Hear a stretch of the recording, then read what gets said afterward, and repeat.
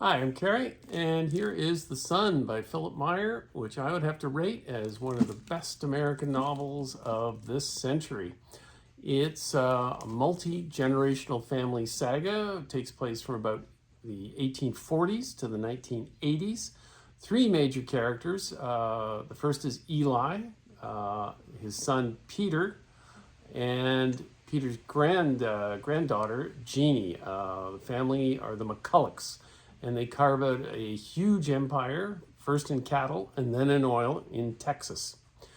The saga begins with Eli, who at a young age sees his family slaughtered by the Comanche and is kidnapped by them and raised by the Comanche for a period of about 4 or 5 years.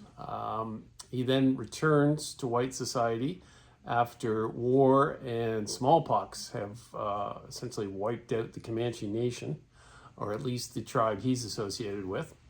And from then on, he leads a fierce existence, carving out his own empire in Texas.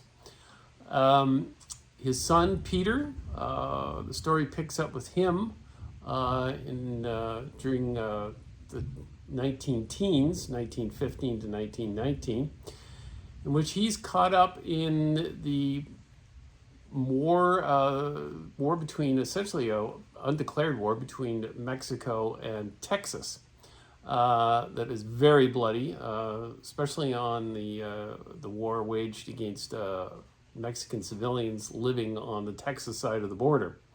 The third strand of the story concerns Jeannie, Peter's granddaughter, who essentially moves the family estate, or I should say ranch, it's a massive ranch, away from cattle and into oil, as that becomes the new way to make your fortune in that part of America. And it becomes a very large fortune.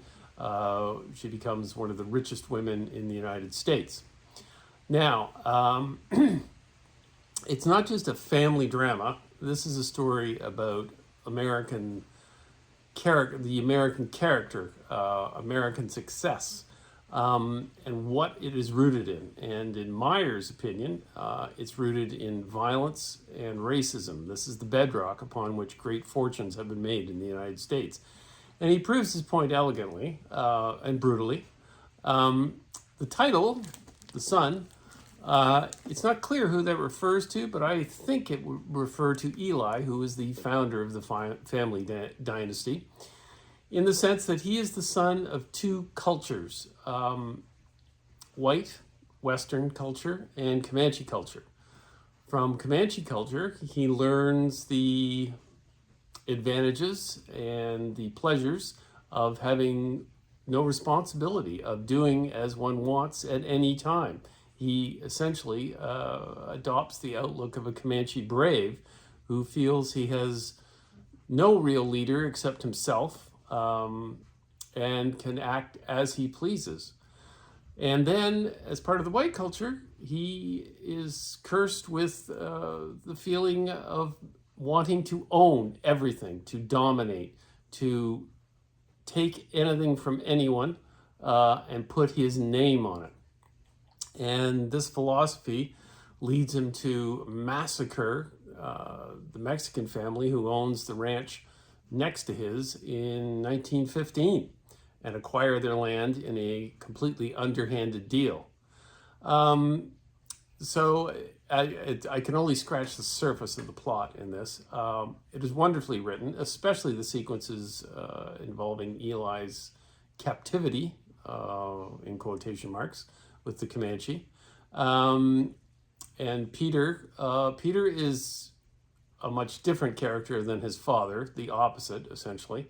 He is torn by the moral violence and physical violence that goes on around him, and yet he is trapped in the belief that somehow this ranch, the McCullough Ranch, must continue to exist, only somehow in a more peaceful, more legal, more responsible way, which is a fool's errand in this part of the world, in this era, in the 1915. It's essentially still the frontier. except the most violent people are not the Comanche anymore. It's the white settlers and white landowners. Jeannie, of course, leads a more peaceable existence, but it turns out to be a rather hollow one because as much as the wealth piles up, her relationships with her children deteriorate. There's essentially, at the end of the novel, she is left with nothing in a scene that's a little reminiscent of the finale of Citizen Kane.